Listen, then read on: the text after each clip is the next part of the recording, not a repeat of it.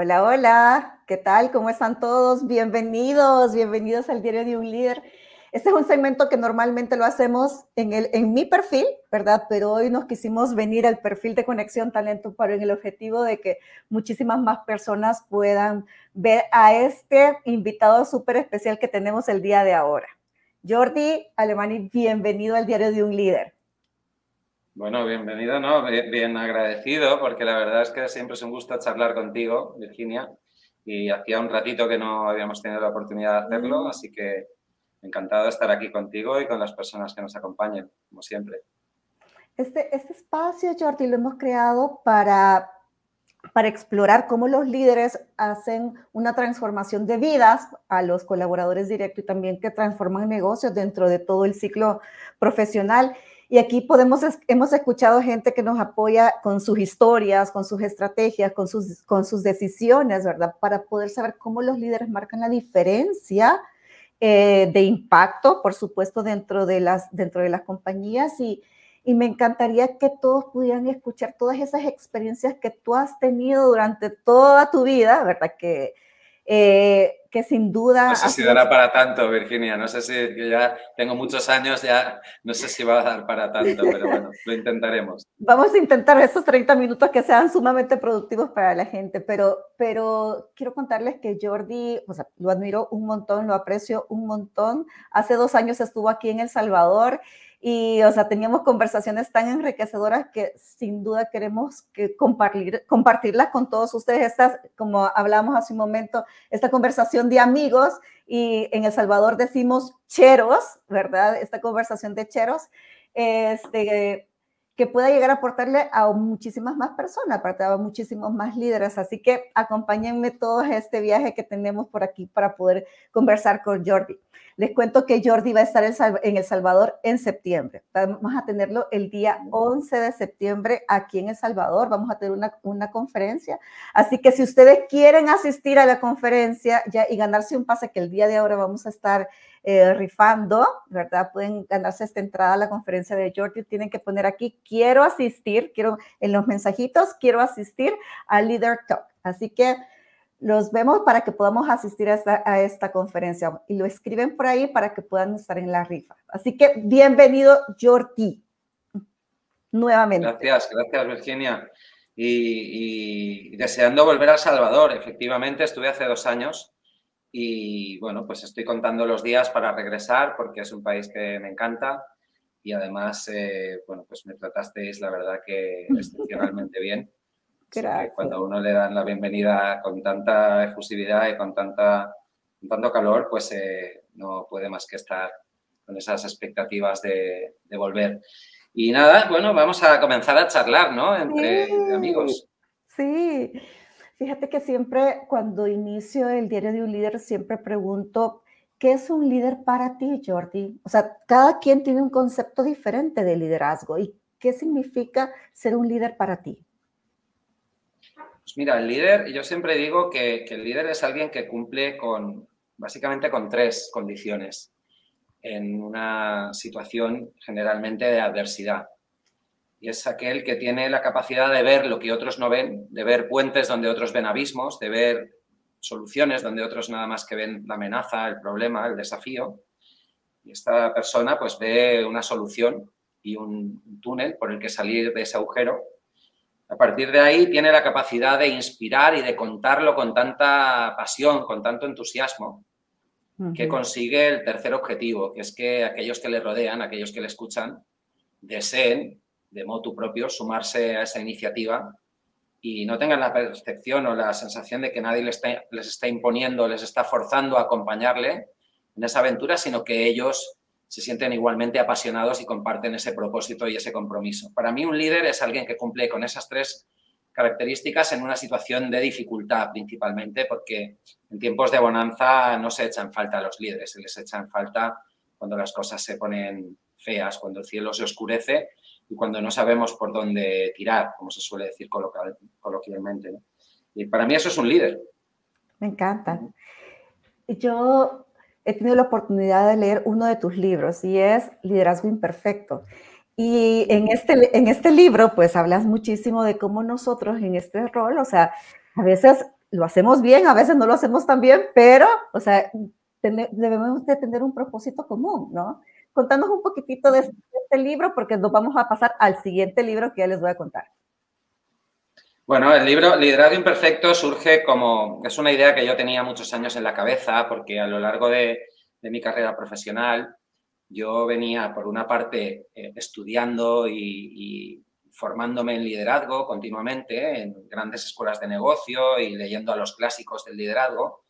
Y por otra parte venía practicándolo y convirtiéndome en un practitioner en el día a día porque tenía pues el honor de liderar equipos multidisciplinares en muchas geografías diferentes, ¿no? En muchas partes del mundo.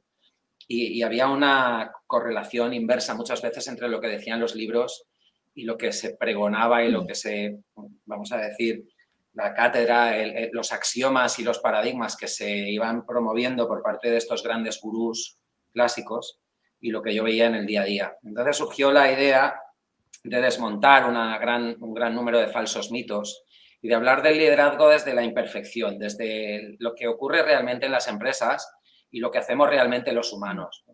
Porque nadie es íntegro todo el tiempo, nadie es honesto todo el tiempo, nadie es capaz de mantener la coherencia consistentemente a lo largo de toda su vida. Es decir, todos los humanos tenemos taras, cometemos errores y somos muy imperfectos, en definitiva. Incluso con la mejor voluntad de guiar a otros hacia el mejor destino posible. Pero sí, no contamos con todas las respuestas a todas las preguntas, no somos superhéroes y no tenemos pues la capacidad de resolver todos los problemas. Para intentarlo, pues siempre hay que contar con una buena actitud, pero incluso con esa buena actitud a veces fallamos. Entonces decidí hablar del liderazgo desde un prisma inverso, desde la imperfección, desde mi experiencia como ser humano que se equivoca muchas veces al cabo del día y como ser humano que intenta pues reflexionar y corregir y aprender continuamente de esos errores. Bueno, pues a mí me ha funcionado el liderazgo humilde, el liderazgo de carne y hueso, el liderazgo transparente, que cuando patinas, pues levantas la mano y lo dices, cuando tienes miedo, cuando te sientes vulnerable, lo compartes, y a mí me ha funcionado. Claro que me han dado golpes, pero he recibido muchas más recompensas y agradecimientos y gratitud de la gente con la que he trabajado que no tortazos, ¿no? Entonces, pues esa es la esencia del liderazgo imperfecto, un libro que invita a hablar de liderazgo y a practicar el liderazgo desde la cotidianidad del ser humano en su día a día. Gracias, Jordi. Y vamos al segundo libro que me llama un montón la atención y es La carrera infinita, que lo escribiste con un amigo tuyo, ¿verdad? Con un socio tuyo, y me parece muy enriquecedor pensar en la carrera profesional de un colaborador dentro de una organización. Hay muchísimas personas, Jordi, que quieren seguir creciendo y específicamente las generaciones nuevas están buscando el crecimiento continuo.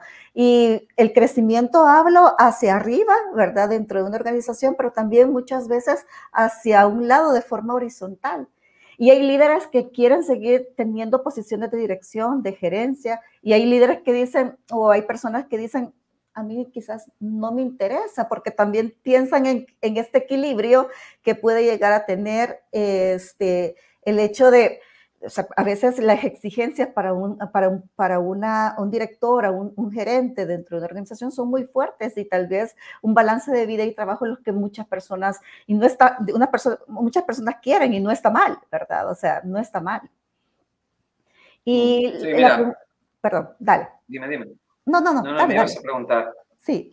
No, La carrera infinita es que mantiene el mismo patrón que el liderazgo imperfecto. Es un libro que desmonta todas esas falacias que nos han contado de que para tener éxito a nivel profesional pues tienes que ser el más sacrificado de la organización, que siempre tienes que ir en modo sumiso, que tengas paciencia, que persigas tu pasión y nunca más tendrás que trabajar, que es uno de los peores consejos que se le puede dar a un profesional. Y una gran cantidad de nuevo, de falsos mitos que se han extendido porque nadie los cuestiona. Y lo que Rafa es el CEO del grupo Talengo, el CEO es el Managing Director y es el socio director de la práctica de liderazgo y de finanzas, si no me equivoco. hablo de memoria. Pero bueno, él y yo compartimos una carrera profesional dilatada en la que nos hemos reinventado a lo largo de 25 años unas 10, 12 veces cada uno, ¿no? Hemos logrado nuestras metas y hemos aspirado a ocupar posiciones y a cambiar de trabajos y de industrias y lo hemos ido consiguiendo. Y un día, poniendo cuestiones en común, dijimos, bueno, ¿qué hacemos tú y yo bien para que a lo largo de toda nuestra vida hayamos tenido éxito en nuestra carrera profesional, independientemente de que nos hayan despedido, de que hayamos tenido que cerrar un negocio o de que hayamos fracasado inicialmente en nuestras aspiraciones? Y llegamos a la conclusión de que hacíamos básicamente 4 o 5 cosas de manera idéntica. Seguíamos un mismo proceso. Es que, en primer lugar, éramos muy conscientes de nuestras fortalezas, muy conscientes de lo que se llama capital de carrera. ¿Qué es lo que yo aporto? ¿Qué es lo que yo ofrezco? Que además son habilidades transversales, no solo son técnicas, sino que tienen aplicabilidad, son habilidades interpersonales, intrapersonales, sociales, si quieres, que aplican en cualquier negocio, en cualquier posición, y cómo las explotamos, cómo las presentamos, ¿no? Pues esa capacidad de comunicar, esa capacidad de influir, esa capacidad de convertir problemas en soluciones, esa capacidad de ser el que arregla las cosas cuando todo el mundo parece que no les encuentra solución o se frustra y abandona a la hora de resolver un problema. Y llegamos a la conclusión de que cuando tú eres una persona positiva, con capacidad de adaptación, que además construyes relaciones sólidas y las alimentas, y además tienes esa capacidad de ver problemas y de darle solución, de hacerle la vida fácil a la gente, pues resulta que te conviertes en alguien que todo el mundo quiere tener a su lado, que todo el mundo quiere contratar. Y cuando a eso le añades una estrategia, un plan, y dices, mira, pues en lugar de volverme loco y hoy dejar el trabajo de golpe porque no aguanto a mi jefe, pues no, yo voy a ir pasito a pasito investigando pues aquellas oportunidades en las que yo puedo aportar valor, y voy a construir una red de contactos allí, voy a tratar de aprender, incluso de ofrecerme para colaborar con un negocio con el que inicialmente a lo mejor no me pagan, pero bueno, voy a aprender y voy a tener la oportunidad de incursionar y de descubrir qué se cuece en ese sector, en esa industria. Pues cuando tú haces todas estas cosas, dejas de verte como una víctima y de delegar tu carrera profesional en manos de terceros y tomas las riendas de tu futuro, trazas ese plan y eres muy consciente de que eres un solucionador de problemas y que si tu hashtag fuera alguno, pues serías la persona que le hace la vida fácil a X, Y o Z, pues resulta que empiezas a aportar mucho valor y la gente siempre te quiere tener en su organización, en el formato que sea, como freelance, como empleado o como socio incluso, ¿no? Y eso es lo que a Rafa y a mí nos ha pasado a lo largo de nuestra carrera y bueno, pues de alguna manera es una capacidad que se puede desarrollar, no se nace con ella, es un proceso, una hoja de ruta que se puede ir cubriendo paso a paso de una manera muy estructurada y muy sencilla, y en el libro lo que hacemos es dar todas las claves desde el minuto cero hasta que te conviertes en una persona que todo el mundo desea contratar. Cómo hacer que para todo el mundo seas deseable, ¿no? Y el libro pues es básicamente esa guía, esa hoja de ruta, y compartimos muchas anécdotas, muchas de nuestras historias, muchos de nuestros fracasos y sobre todo desmontamos muchos falsos mitos, como te decía al inicio, que no te llevan a ningún lado. Por ejemplo, este de persigue tu pasión y nunca tendrás que trabajar. El mercado laboral no está diseñado para satisfacer las pasiones de los seres humanos, está diseñado para entregar retorno a los accionistas y, como mucho, en aquellos negocios que son mínimamente conscientes, para generar riqueza a nivel social y proteger el planeta, para operar de manera ética. Pero la realidad es que, según la Universidad de Montreal, en un estudio que no tiene muchos años, apenas el 4% de las personas logran trabajar en aquello que les apasiona. Es mucho mejor construir una hoja de ruta que te lleve a un trabajo que te guste, donde te reconozcan, donde aportes valor y donde tengas un mínimo de autonomía y capacidad para demostrar tu talento, y esto hará que te termines apasionando por ese trabajo. Es decir, la pasión viene muchas veces como consecuencia de encontrarte a gusto en un trabajo y no como inicio de ese camino que te obligue a trabajar en algo que realmente esté relacionado con las cosas que te apasionan. Y por último, y con esto concluyo, las pasiones van evolucionando a lo largo de nuestra vida. Las cosas que nos apasionan Muchas veces cuando nos apasionan en la mente, pero cuando las terminamos por conocer y por explorar y terminamos por trabajar en ellas, pues al cabo de 1, 2, 3 años dejan de ser esa pasión para convertirse en la rutina que acabamos detestando, ¿no? Así que la pasión es un elemento evolutivo y como tal no puedes ceñir tu carrera a una sola pasión. Tienes que ir apasionándote por las cosas que vas explorando y que vas aprendiendo y en las que eres bueno y aportas valor. Eso Me es la clave. encanta. Jordi, o sea, clarísimo que un factor bien importante es el hecho de hacerme responsable de mi plan de carrera, ¿ya? Ahora bien, muchas veces en nuestro rol de líderes, ya, nosotros debemos de aportarle a nuestro equipo para que vaya floreciendo, para que vaya creciendo, para que se vaya desarrollando. ¿Cuál es ese aporte que nosotros en nuestro rol de liderazgo deberíamos de darle a este equipo? Yo creo que básicamente un líder tiene que hacer 3 cosas, sobre todo con respecto a esto que planteas, hacer crecer a los demás, ¿no? Lo primero es desarrollar su autoconfianza, porque si no tiene la inteligencia emocional y la autoconfianza suficiente, es decir, el ego suficientemente domesticado y adiestrado y controlado como para Me encanta eso de no ego sentir... adiestrado. Sí, para que no sienta que alguien le va a mover la silla, pues ya el resto de cosas no van a suceder, ¿no? Cuando uno tiene miedo a delegar, cuando uno tiene miedo a que otro brille más que él, no va a ayudarle a crecer. Si es posible, va a intentar minimizar el valor y el talento que esa persona pueda aportar. Así que lo primero es desarrollar tu autoconfianza y eso exige inteligencia emocional y es parte del desarrollo de tu autoliderazgo, autoconocimiento, etc. Esa es la parte del yo. El primer elemento es la parte del yo. Luego, en la parte de nosotros, una persona no puede ayudar a crecer a todo el mundo. Se tiene que rodear de otros que también hagan de coaches, de mentores. Es decir, tiene que empezar por delegar esa función cuando no la pueda realizar. Entonces, dentro de un equipo, a veces el líder puede ser el mentor, pero a veces pueden haber otras personas que también tengan una capacidad de guiar a otros, de enseñar, de aportar cosas, experiencia, sabiduría, habilidades técnicas, habilidades sociales. Entonces, se tiene que rodear de otras personas que también deseen crear un contexto, un entorno de crecimiento colectivo. Porque es un poco utópico pensar que tú vas a convertirte en la persona que guía a todo el mundo, ¿no? En el Mesías que comparte el conocimiento con todos. Y en tercer lugar, tienes que contar con una organización, con una estructura que te permita crear esos entornos de crecimiento, es decir, donde no haya miedo por parte del resto de la organización a innovar, a incorporar a la toma de decisiones otras voces, aunque sean divergentes, aunque no estén 100% alineadas con la alta dirección. Y tiene que darse ese entorno organizativo que permite la exploración y el aprendizaje continuo. Para eso tiene que haber una cultura de no miedo, una cultura donde impere la seguridad psicológica. Y eso, de nuevo, un líder solo es difícil que lo cree, tiene que contar con ese empeño colectivo que tiene las ganas y la voluntad de que la cultura sea una cultura de crecimiento sostenible, de generación de nuevos líderes. Yo le llamo efecto tribu. Tienes que trabajar, tienes que ser uno de los líderes de una tribu. Y cuando la tribu tiene esa cultura tribal, esa cultura de sobreviviremos siempre y cuando haya una futura generación de líderes preparada para ocupar nuestros puestos el día que ya no estemos, cuando eso se da, entonces estás liderando, estás generando además ese crecimiento recurrente que va a garantizar la sostenibilidad del modelo en el largo plazo. Buenísimo.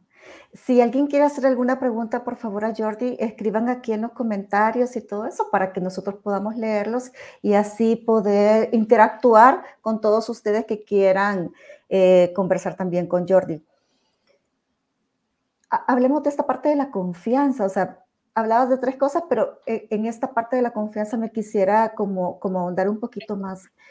¿Cómo hacemos que nuestros colaboradores tengan esa autoconfianza y ese autoconocimiento también? Porque nos sucede muchísimo que hay muchos colaboradores que no tienen esa confianza en sí mismos y que no ven, que tienen este síndrome del impostor, que no se la creen. ¿Cómo hacemos nosotros para poder aportarle a nuestros colaboradores que a veces no se la creen y que necesitamos empujarlos a esa autoconfianza? Bueno, yo la primera pregunta y la primera reflexión, yo iría un paso más atrás. Si en tu organización tienes gente que no se la cree, es que estás contratando gente que no se la cree, ¿no? Ok. Entonces, quizá tus criterios de contratación ya incluyen ese perfil del síndrome del impostor. Estás contratando gente sumisa sin darte cuenta, de manera inconsciente.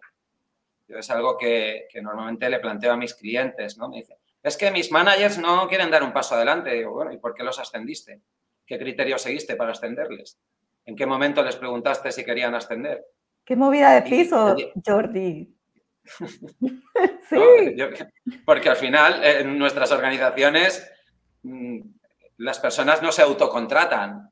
No vienen y abren la puerta y dicen, yo ya Totalmente. trabajo aquí, páguenme una nómina a final de mes, ¿no? Entonces, yo revisaría en primer lugar los criterios de contratación y quizá me pondría frente al espejo y haría un poquito de pensamiento crítico para ver si los criterios están siendo los adecuados, ¿no? A partir de ahí, si esto ha sucedido a posteriori, siempre digo que las manzanas o las compras podridas o se te pudren en el cesto. Y en cualquiera de los dos casos es tu responsabilidad como líder ocuparte de que eso no ocurra. Si ya las estás contratando podridas, sin capacidad de liderazgo, pues tienes que revisar el proceso de contratación. Y si se les perdió durante el camino, quiere decir que tu cultura de alguna manera les está impidiendo que den ese paso adelante y que se la crean. Entonces, ahí voy a responder a tu pregunta. Tenemos que desarrollar como líderes una cultura y un entorno donde la gente tenga la capacidad de equivocarse sin miedo a ser despedido y a ser castigado y a ser estigmatizado por ello. Tenemos que crear culturas de seguridad psicológica. La clave para que la gente deje de no creérsela y empiece a asumir responsabilidades es que entiendan, y esto lo tienes que hacer a través de tu ejemplo como líder, que se equivoca no le cortan la cabeza, porque si existe el miedo a que si cometo un error me van a pegar una bronca o incluso me van a aplicar un castigo o me juego mi posición, pues obviamente todo el mundo se va a proteger, se va a poner, dar un paso hacia atrás, se va a poner de espectador y no de protagonista. Y ahí es donde la construcción de entornos de seguridad psicológica juega un papel fundamental. ¿Y qué es un entorno de seguridad psicológica? Pues es un entorno donde el aprendizaje tiene riesgos controlados. No ponemos a la gente a desempeñar una labor hasta que no ha tenido la oportunidad de practicar en un entorno virtual, en un entorno de no riesgo, esa labor, esas tareas, esa función. Esto, por ejemplo, los bomberos de Santa Mónica, en California, lo hacen de maravilla. Ellos tienen unos entornos de realidad mixta, realidad aumentada, realidad virtual, junto con realidad física. Y antes de mandar a un jefe de brigada a dirigir a un equipo en un incendio forestal, por ejemplo, pues lo simulan sin riesgo para vidas humanas y sin riesgo para los propios bomberos.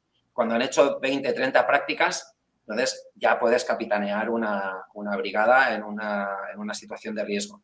Los equipos SEAL, los Navy SEAL, el equipo número 6 de los Navy SEAL hace lo mismo, no van a buscar a Bin Laden en una primera intentona. Imagínate que alguien que nunca ha hecho una misión de alto riesgo y bajo perfil en una incursión en territorio enemigo, lo mandas en un helicóptero, en un Tomahawk, de madrugada, a que vuele bajo radar, a que capturen al terrorista más buscado del planeta. No, pasan 2 años ensayando esa misión. El problema de las empresas es que ponemos a la gente a desempeñar trabajos sin haberles entrenado para ello. Se invierte muy poco en formación, siempre hay mucha premura en la promoción, sí. Necesito un manager, necesito a alguien que me quite este trabajo del medio. Siempre vamos demasiado atareados como para cubrir todos los pasos del proceso. Y los pasos del proceso es, primero contrata bien, luego antes de darle a alguien la responsabilidad y solicitarle que asuma ese liderazgo, esa autoconfianza y que la desarrolle, darle la oportunidad de hacerlo progresivamente. Nadie aprende a ir en bici sin unos ruedines primero y sin un papá o una mamá que le vaya tomando de la espalda, del brazo y le vaya acompañando por si se cae. Y si se cae y le dices a un niño, eres estúpido, y cómo te caes de la bici, seguramente va a tomar miedo a andar en bicicleta nunca más. Cuando un niño se cae de la bici hay que decirle que no pasa nada y que es parte del proceso de la curva de aprendizaje, ¿no? Pues en las empresas tenemos que aplicar los mismos principios y desafortunadamente no lo hacemos. Me encanta. Hay un par de preguntas por aquí, pero solamente quiero agarrar esta idea que tú dabas específicamente. Cuando nosotros contratamos dentro de las organizaciones estamos pensando mucho en la parte técnica, ¿ya? O sea, mucho en todo ese conocimiento, toda esa experiencia que viene y tiene la persona dentro de un puesto en específico o de una área en específica. Pero nunca nos ponemos a pensar, o sea, cómo hacemos para poder balancear o poder compaginar esta parte del liderazgo, esa parte humana, esa parte de gestión en sí. ¿Qué herramientas nosotros podríamos darle a los líderes como para poder hacer ese balance y compaginar la parte técnica y la gestión o la gestión en liderazgo? Bueno, a ver, yo creo mucho en el modelo de aprendizaje 70-20-10, que es modelo 70% del aprendizaje adulto profesional no es pedagógico, es andragógico, que eso significa que se aprende haciendo. Haciendo Es experiencias. 20% es social, es imitar a aquellos que ya lideran a nuestro alrededor. Es contar con un mentor, con alguien que ya lidere, que tenga experiencia haciéndolo, lo haga bien. Y el 10% es teórico-práctico, es decir, es ir a cursos y todo esto, y leer libros y hacer ejercicios, ¿no? Entonces, yo creo que la manera más tanto eficaz como eficiente en términos de coste de desarrollar el liderazgo en otras personas es involucrarlos progresivamente en tareas que tengan esa responsabilidad y de nuevo, pues hacerlo sin castigo y dándoles la oportunidad de equivocarse. Involucrarlos en los procesos de toma de decisión. Liderar es tomar decisiones. Al final del día, lo que hace un líder es tomar decisiones que afectan a la vida y al desempeño de otros y a los intereses de los que le rodean, tanto dentro como fuera de la organización.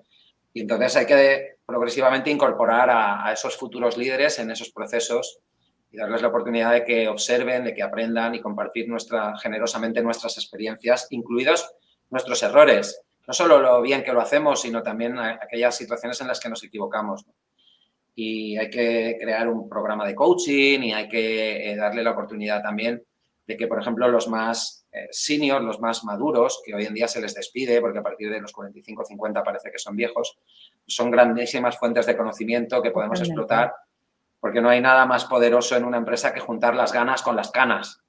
Entonces, si tú juntas a los jóvenes con los más senior, pues se produce una ecuación maravillosa y esas dos variables pues, multiplican los resultados. No solo los suman, sino que los multiplican. Entonces, pues yo creo que va por ahí un poco la capacidad de desarrollar nuevos líderes y de equilibrar habilidad técnica, que esa se aprende también haciendo, pero que generalmente ya la traemos de casa, porque si no nos hubieran dado la posición.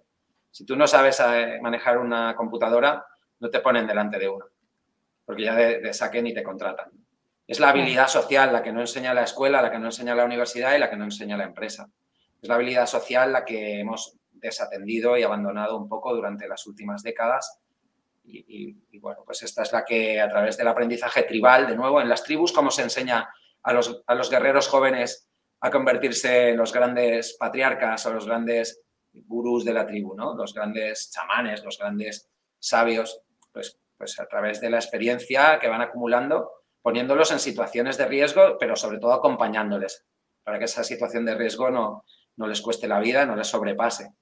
Y ahí es donde gana y cana es el efecto multiplicador. Me voy a ir a las preguntas porque son varias. Caleb Bruno dice, ¿qué diferencia observas entre líderes emergentes y líderes establecidos en su desarrollo? ¿Qué consejo le das a los líderes para mantener la motivación? Mira, yo voy a responder rápido a las dos. Yo creo que la diferencia entre líderes emergentes o aspiracionales, alguien que aspira a ocupar una posición de liderazgo y alguien que ya la ocupa, es que el primero piensa que todo van a ser privilegios y no es consciente de todas las responsabilidades, y el segundo normalmente incurre en la desmotivación porque liderar es más un sacrificio y es más una mentalidad de servicio que no un privilegio. Los privilegios, que son motivadores extrínsecos, al cabo de 3 meses de haber ocupado la nueva posición de responsabilidad, se diluyen y desaparecen. Y te queda la responsabilidad de, como se suele decir coloquialmente en España, de comerte los marrones y de poner la cara cuando las cosas van mal y de conceder el crédito y compartirlo cuando las cosas van bien, que es lo que se espera de un líder.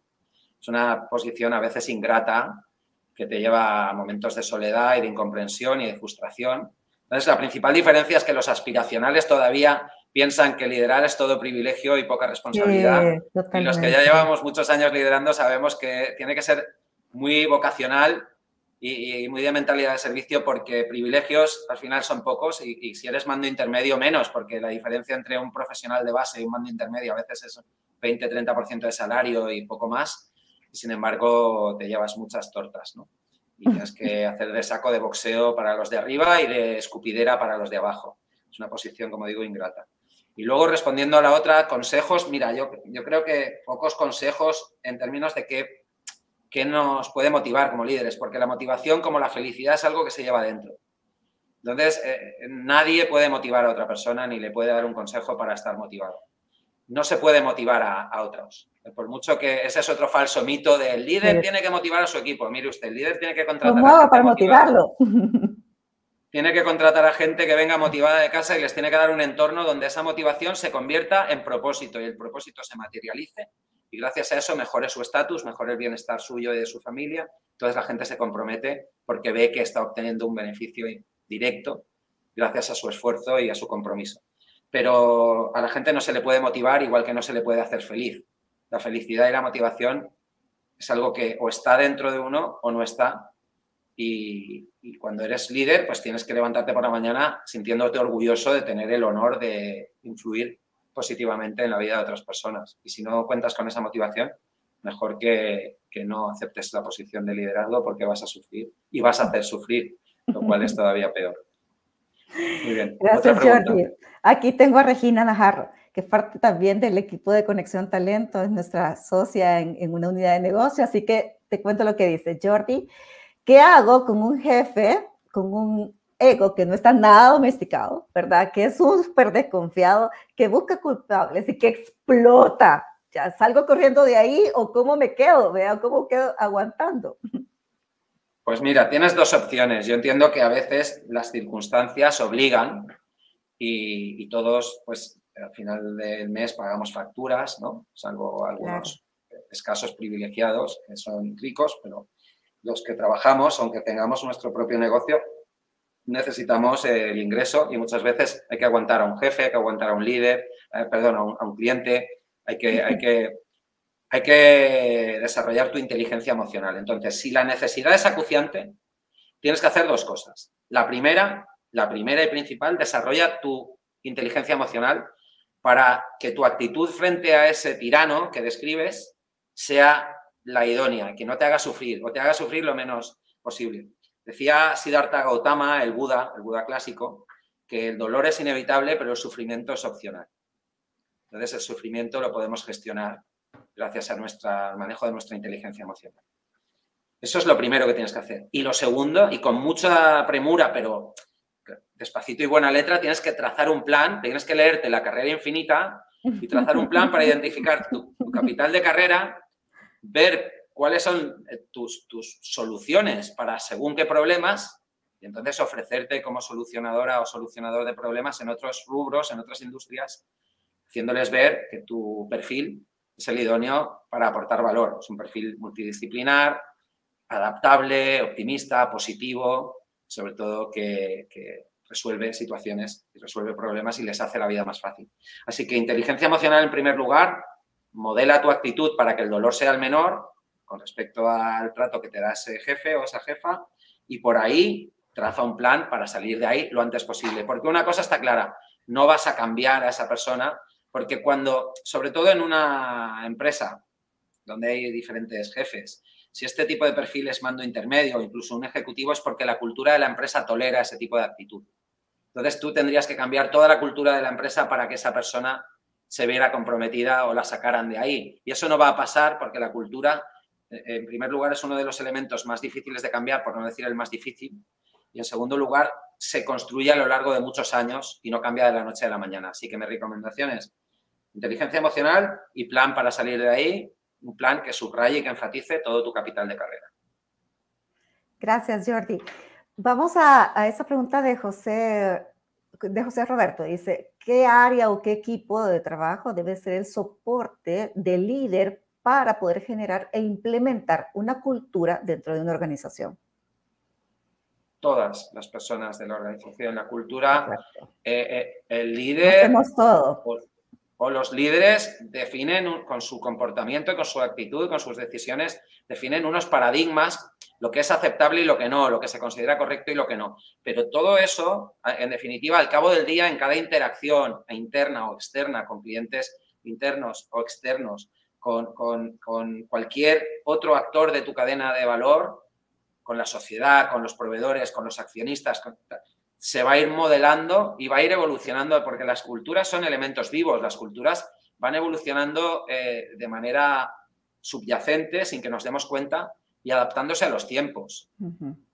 Muchas veces decimos, hay que acometer un plan de transformación cultural. Bueno, pues mire, lo que hay que hacer es definir cuáles son los retos, plantear cuáles son las soluciones, comunicarlas con esa pasión y ese entusiasmo que decíamos al principio que tiene que tener un líder, que una vez que ve las soluciones, cuenta el plan con tanta pasión que todo el mundo se contagia en positivo y quiere formar parte de él, y así ocurre esa transformación cultural y esos planes de cambio.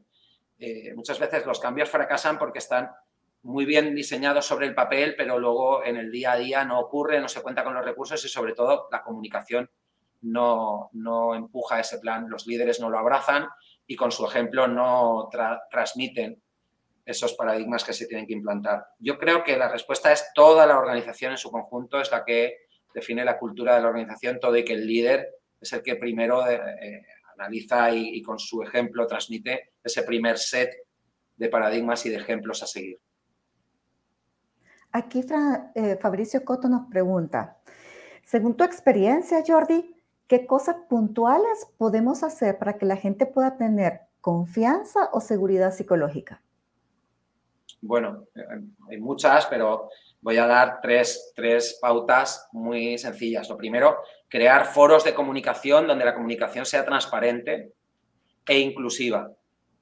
Okay. Bidireccional, obviamente, que haya escucha activa, que sean foros seguros, es decir, que la retroalimentación sea continua, que sea honesta, que sea constructiva y que sea inclusiva. Y que sea inclusiva significa que no que contratemos gente de otras razas, de otras orientaciones sexuales, no. Que sea inclusiva significa que las voces de todos esos diferentes se escuchen y se consideren a la hora de tomar una decisión. Y eso es el primer paso. Cuando tú haces eso, la gente empieza a expresarse con tranquilidad, siempre con unas normas del juego. Y ese es el segundo punto. Para construir un entorno de seguridad psicológica no quiere decir que todo el mundo pueda decir lo que quiera, cuando quiera y criticar a quien quiera sin ninguna normativa. No, hay que establecer unas reglas del juego. Mire, usted, aquí hay una comunicación y una retroalimentación continua, honesta, transparente, justa, inclusiva, pero para comunicarse hay que hacerlo en estos foros, en estos timings, con estas maneras, con estos métodos. Entonces hay que crear no solo un contexto y unos entornos, sino también unas reglas del juego.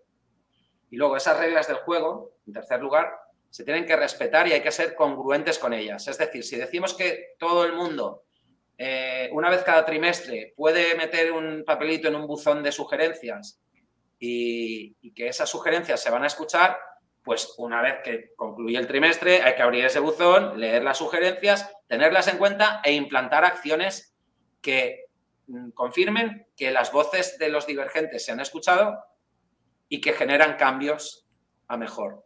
Entonces, creas el entorno, las reglas del juego y luego accionas y conviertes inputs en acciones de mejora y de cambio. Si haces esas tres cosas, se va a generar sobre todo un entorno de confianza en la gente, porque van a ver, en primer lugar, que todas las voces se escuchan. En segundo lugar, que no vale todo, que no vale decir lo que uno quiera cuando uno quiera, quien él o quien ella quiera.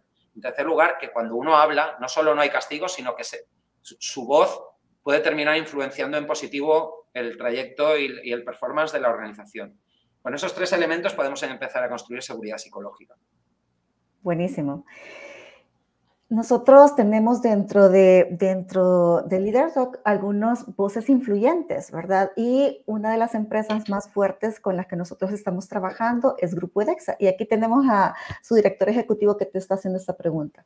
¿Qué consejo podrías dar, ¿verdad? Para poder liderar a estos grupos de jóvenes que a veces no están conformes con nada, ¿verdad? Y que y que piden brillar, pero les falta experiencia. Ya. Bueno, yo creo que hay de partida, Miguel Ángel, con todo el cariño del mundo y con todo el máximo respeto, te diré que tienes ya un sesgo de base porque ya estás etiquetando a los jóvenes como que todos los jóvenes son así, ¿no? Entonces, no, yo recuerdo cuando yo era joven, yo también era así.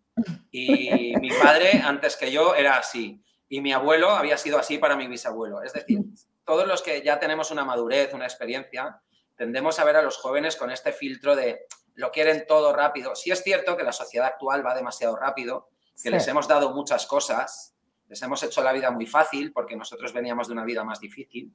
Y sí que hay jóvenes que muestran mucha aspiración y poco compromiso, ¿no? Y hay jóvenes así, pero también los hay que no. Entonces yo partiría de la no generalización de esos perfiles porque los estamos de alguna forma estigmatizando y metiendo a todos los jóvenes en el mismo saco. Un mismo buzón. Sí, y por ahí lo que yo creo es que, de nuevo, cuando contratamos tenemos que ver a quién estamos contratando. O sea, a una persona que no tiene compromiso, en un par de entrevistas lo descubres muy rápido que no tiene compromiso. Otra cosa es que me digas que no te sirve ninguno. Entonces, ahí tendríamos que analizar otros elementos. Dicho esto, y asumiendo que se contrata gente comprometida y todo bien, y en el proceso de contratación lo hacemos todo bien, y luego de repente por ahí quieren muchas cosas, pero no cuentan con la experiencia para obtener esas recompensas y esos reconocimientos que están exigiendo, ¿no? Bueno, yo creo que la mejor manera de demostrarle a alguien que no está preparado para un reto es darle el reto. Darle el reto y decir, tú quieres liderar algo, ok, mira, tenemos esta iniciativa, a partir de mañana la vas a liderar tú, darle inicialmente una iniciativa de bajo riesgo, en un entorno de riesgo controlado, con supervisión y con acompañamiento de alguien con más experiencia, de alguien más senior, pero decirle, vale, vamos a ver qué eres capaz de hacer. Yo recuerdo, yo era muy aspiracional, muchísimo. Yo era, como se suele decir, un grano en el culo para todos mis jefes, pero un grano doloroso, además, porque exigía mucho. Porque creía mucho en mí, en mi capacidad de entregar, de hacer cosas que otros no eran capaces de hacer y creía mucho en mi talento. Y muchos jefes se molestaban con esto porque decían, es que tú enseguida eres muy impaciente, enseguida quieres que te demos una responsabilidad, enseguida quieres que tal. Bueno, claro, porque yo creo que estoy capacitado para ello. Hasta que un día llegó un mentor, mi principal mentor, al que he mencionado en innumerables ocasiones, Michael Archer, me dijo, ok, yo he oído de ti que eres lo más inconformista de la organización y que no te han despedido todavía porque entregas muy buenos resultados, porque si no, hace rato que ya te habrían despedido. ¿Qué es lo que tú quieres? Y yo le dije, mira, yo quiero liderar el área de formación y desarrollo de talento en toda Europa. Y me dijo, ok, en todos los países, sí, en 13 países. Tú sabes la responsabilidad que es eso. Tú vas a diseñar los planes de formación de toda la empresa en las 13 unidades de negocio de los 13 países. Y vas a decirle a los directores generales que llevan ahí 20, 30 años en qué tienen que invertir el tiempo y el dinero para formar a sus equipos. Sí, Michael, yo quiero hacer eso. Creo que soy capaz de hacerlo. Me dijo, vale, pues mira, tienes un mes para preparar un programa de formación. Me presentas a mí el draft y si yo creo que está bien el programa de formación, el programa de formación inicialmente va a ser para los 40 ejecutivos más importantes de la compañía en Europa, Medio Oriente y África. Vas a tener a los 40 2 días en una sala y les vas a hacer un programa de liderazgo. Eso es lo que yo te pido que tú prepares. Y le vas a decir a estas personas qué es el liderazgo, cómo tienen que liderar a sus equipos, etc. Si tú pasas ese reto, te doy la responsabilidad de dirigir el Departamento de Formación y Desarrollo de Talento. Y él me acompañó, puso a otra, Steve Kors, a otra persona, a ayudarme para que yo no abandonarme en medio del océano con todos los tiburones. Al cabo de un mes revisamos el draft, tenía muchas cosas mal, tenía algunas que gustaron mucho y 2 meses después estaba en Bruselas en una oficina de nuestra corporación formando en liderazgo a 40 líderes. Y yo era un joven irreverente, inconformista, que, como digo, era molesto para muchísimos directivos, hasta que apareció este señor y me convirtió en un excelente profesional, un magnífico director y sacó de mí todo lo que yo tenía dentro, que no era poco. Y a partir de ahí me he convertido en la persona que soy, gracias a Michael Archer en buena medida.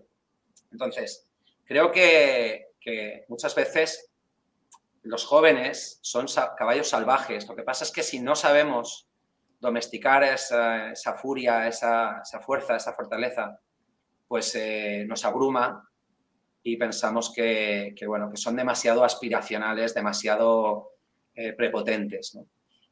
Y está bien, habrá algunos que sí y no tengan el talento, pero no podemos dejar escapar a los que son aspiracionales y sí tienen el talento por no darles la oportunidad de mostrarlo. Entonces, hay entrenadores de fútbol que se atreven a subir a un Messi con 16 años o a un Lamine Yamal a un equipo de fútbol profesional. Con 16 años juega una Eurocopa y termina siendo el mejor jugador de la Eurocopa. ¿Y qué queremos? ¿Un jugador de fútbol que no tenga la ambición de jugar con 16 años con la gente de 30? ¿Cómo llamaríamos a este chico si nos pide jugar en el primer equipo de nuestro país?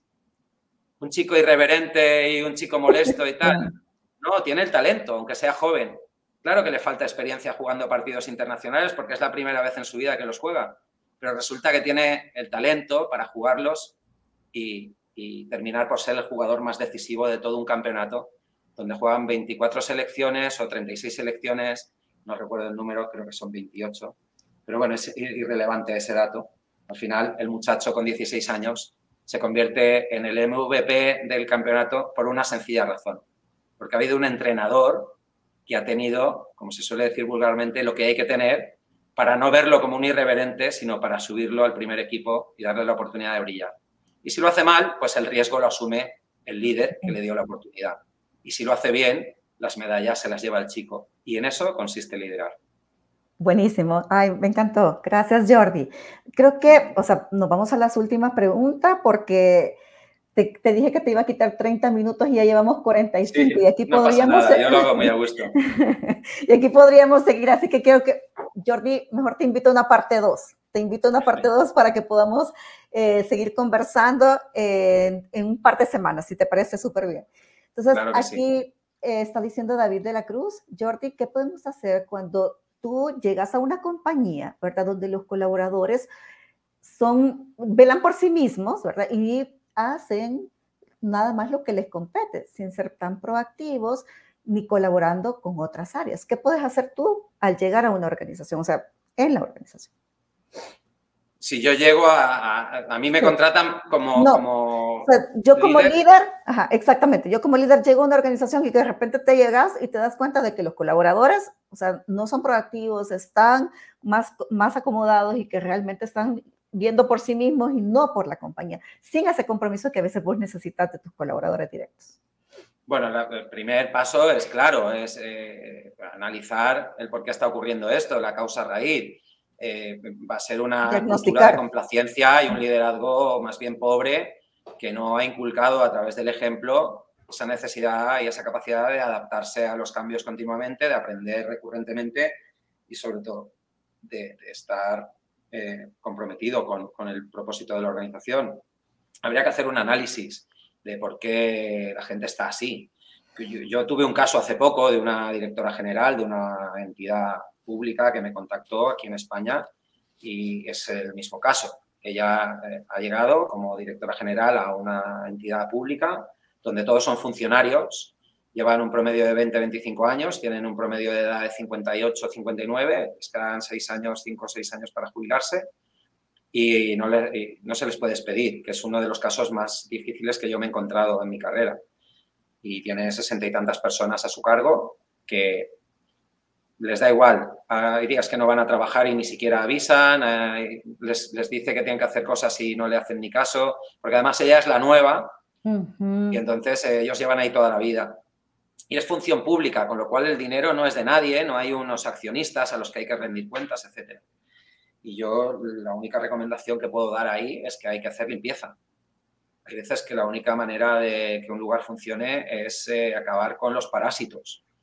Y si el lugar está muy parasitado y los parásitos son garrapatas que están muy arraigadas y están chupando ya mucha sangre y el pobre animalito, a la organización ya no le queda nada que entregar, pues te tienes que preguntar qué haces ahí, qué reto vas a superar tú y qué valor vas a aportar en una organización que está en fase terminal. Porque si eso es así, estamos hablando de una organización que está condenada a la obsolescencia, al declive y al suicidio. Entonces, yo lo primero que analizaría las causas raíz detrás de esta situación. Y si es todo el mundo, si es todo el mundo, seguramente me plantearía por qué acepté yo ese reto y con qué misión me han contratado. Si no es todo el mundo, paso 2, intentaría encontrar aliados que se sumasen a mi causa. A través del networking interno identificaría a aquellos que todavía tienen compromiso y que todavía tienen ganas de que la cosa mejore, ¿no? Si son minoría, pues trataría de invertir las correlaciones con contrapesos. ¿Cómo? Contratando a gente comprometida, apasionada y sumando a mi equipo, si puedo hacerlo, pues gente con savia fresca y con sangre nueva. Que no puedo contratar, pues de nuevo me plantearía cuál es mi rol en esa organización, ¿no? Creo que continuamente tenemos que estar, porque mi pregunta, yo siempre que me plantea una situación tan difícil como la que nos están planteando aquí, tan extrema, es que nadie está comprometido, es que nadie... Yo siempre digo, bueno, ¿y cómo puede ser que esto se tolere? ¿Y eres tú el único o la única que has visto esta situación? ¿El resto están todos contentos con esta situación? Y a veces me dicen, no, es que en España es muy costoso despedir, ¿no? En Argentina o en otros países, ¿no? Muy costoso despedir. Bueno, ¿y qué es? ¿Más barato tener una organización parasitada por todos estos individuos que no producen y que no tienen ningún tipo de compromiso ni desean el bien de la organización? Eso es más barato que despedir. Entonces, vale, hasta que te quede la última gota de sangre y te mueras, ¿no? Entonces, si a mí me han contratado para incorporarme a esa organización y veo que la solución, que no tiene solución, obviamente pues hablaría con la alta dirección y me bajaría de ese barco porque es un barco naufragado.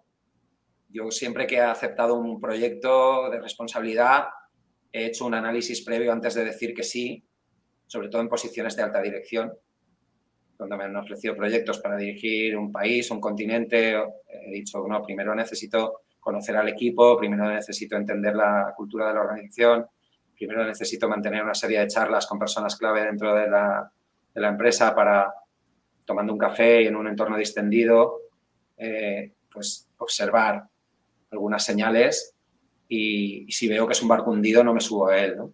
Y si me he subido ya al barco hundido, pues tendré que hacer por achicar agua y para eso necesito rodearme de marineros y marineras que quieran acompañarme y salvar la nave. Y si no los encuentro, pues tengo que tirarme al agua y nadar hasta la orilla y buscarme otro barco en el que navegar. No, lamento ser así de pragmático, pero es que cuando me plantean situaciones tan extremas, como si me viene un paciente, soy médico, me viene un paciente y me dice que tengo todo el cuerpo en metástasis, le digo, pues mire, le puedo poner una inyección para que no sufra, pero la muerte está garantizada. Qué fuerte, pero que... Jordi, o sea, ya llevamos 53 minutos, yo creo que es importante invitar a todos a tu charla, ¿verdad? Que vamos a estar teniendo el día 11 de septiembre, esta charla que se llama Liderazgo del Futuro y las claves del alto rendimiento. Tal vez nos dices qué nos vamos a llevar ese día de tu charla, Jordi. Pues vamos a hablar básicamente de la escalera del liderazgo. Vamos a hablar de los 4 elementos que hacen que un equipo pase de ser un equipo mediocre, con poco compromiso, con expectativas bajas y entregando un rendimiento más bien por debajo de las expectativas, a convertirse en un equipo de alto rendimiento. Y hay 4 claves y en esa charla las vamos a desgranar, así que no hago spoiler. Y el que quiera conocer esas 4 claves, pues o se tiene que leer el libro Liderazgo Imperfecto, porque ahí hablo de la escalera del liderazgo, o tiene que asistir a esa charla y ahí se las llevará como takeaway por participar, por asistir y por acompañarnos. Pero mira, aquí vamos a rifar un espacio para tu conferencia y aquí hay varias personas que quisieron participar, así que vamos a ver quién se gana este espacio dentro de tu conferencia. Vamos a ver. Muy bien. Veamos. José Cardona. José Cardona, así que bienvenido desde ya a la conferencia de Jordi, que lo vamos a estar haciendo, como les dije hace un momento, el 11 de septiembre. Y para finalizar, ¿algún consejo así rapidito para los líderes, Jordi? Pues sobre todo que Nada, que nunca piensen que ya lo saben todo por ocupar una posición en el orden jerárquico más elevada que el resto y que no piensen que las personas que ocupan posiciones básicas son personas básicas. Muchas veces las personas que ocupan posiciones básicas son personas con gran talento que todavía no han tenido la oportunidad de mostrarlo. Así que esos 2 consejos o recomendaciones, más que consejos. Eternos aprendices y Totalmente. liderar es hacer crecer a los demás, como dice el gran Xavier Marcet, al cual admiro y respeto muchísimo. Así que eso es.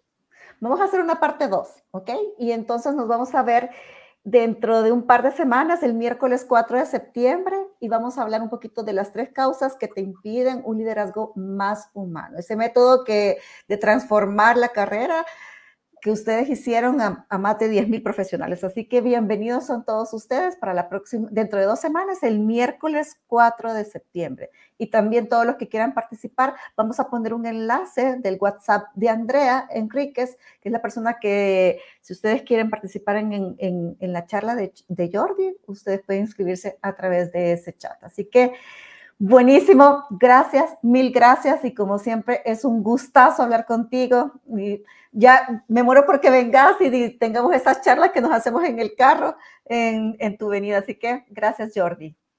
El gusto es mío, un placer, gracias por todo y nos vemos muy pronto, Virginia, cuídate mucho. Igualmente, un abrazo a todos y nos vemos el próximo 11, bueno, el 4 y el 11. Un abrazo, que estén muy bien. Gracias a todos, chao. Bye bye.